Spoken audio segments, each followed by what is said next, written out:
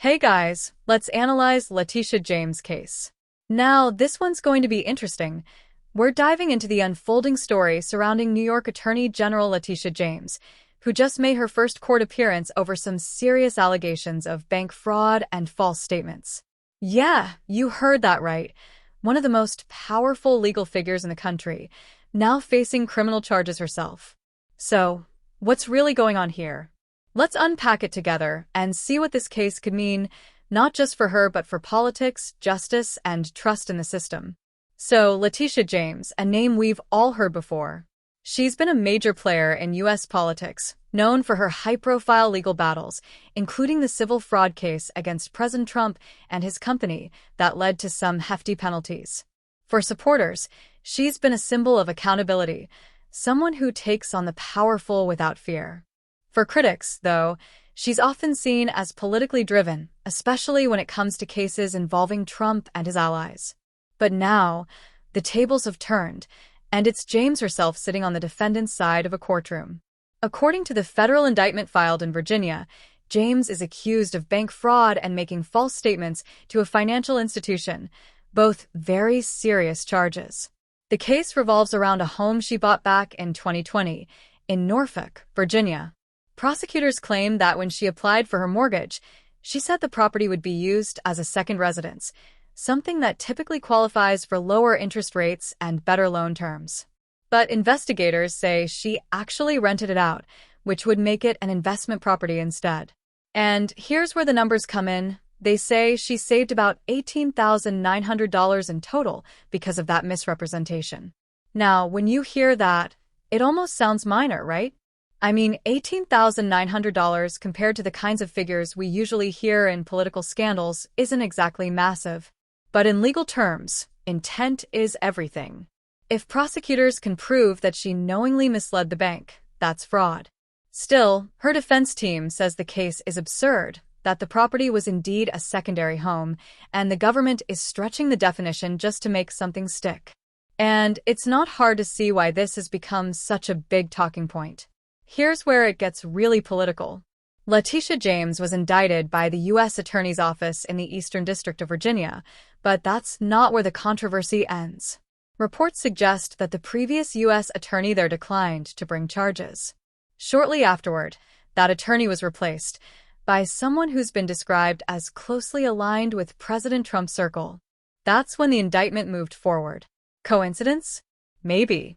But it's raising eyebrows across the board. James herself didn't hold back.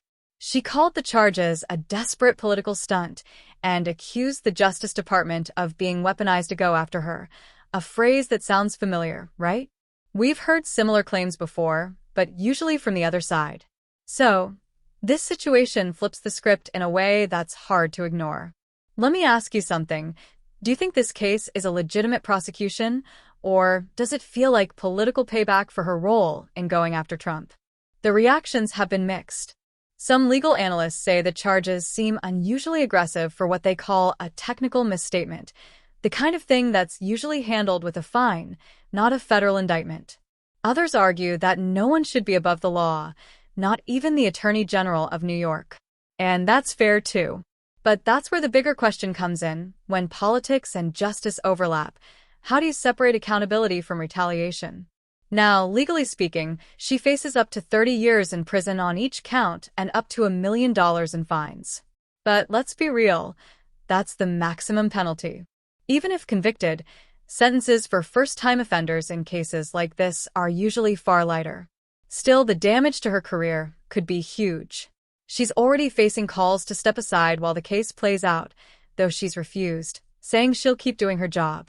And that's a tricky balance, defending herself in court while also running the top law enforcement office of one of the biggest states in the country. Beyond the legal part, this case is tapping into something deeper. How much faith do people still have in the justice system? Over the last few years, Americans have watched a wave of prosecutions, investigations, and counter-investigations that often seem to depend on who's in power. Whether it's Trump, Biden's DOJ, or now James, the question keeps popping up. Are we seeing justice being served, or are we seeing politics taking over the courtroom? What do you think? It's also worth noting that this isn't a fast-moving case. After her arraignment today, where she's expected to plead not guilty, things could drag on for months, possibly even into 2026. There will be motions to dismiss, evidence disputes, and probably a long public battle in the media. Every move will be analyzed, criticized, and politicized. And while all that happens, her reputation and career hang in the balance. If she's cleared, it could actually strengthen her politically. She could frame herself as a victim of political targeting who stood her ground. But if she's convicted, even on a lesser charge, it would be a devastating blow. Not just for her, but for the broader narrative of holding powerful figures accountable. It might even reshape how future state attorneys general approach cases against major political figures, fearing what might happen if power shifts again.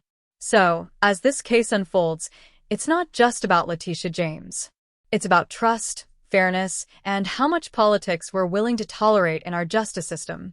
Because if people start to believe that justice depends on who you're against or who you're for, that's when democracy itself starts to wobble. What's your take on this? Do you think Letitia James is being unfairly targeted for doing her job, or is this just another example of corruption catching up with someone who thought she was untouchable? Let's talk about it in the comments. I'm really curious to hear your thoughts on this one. If you found this breakdown helpful, make sure to give this video a thumbs up, share it with your friends, and don't forget to subscribe to the channel for more deep dives into stories that shape our world. Thanks for watching, stay curious, and I'll see you in the next one.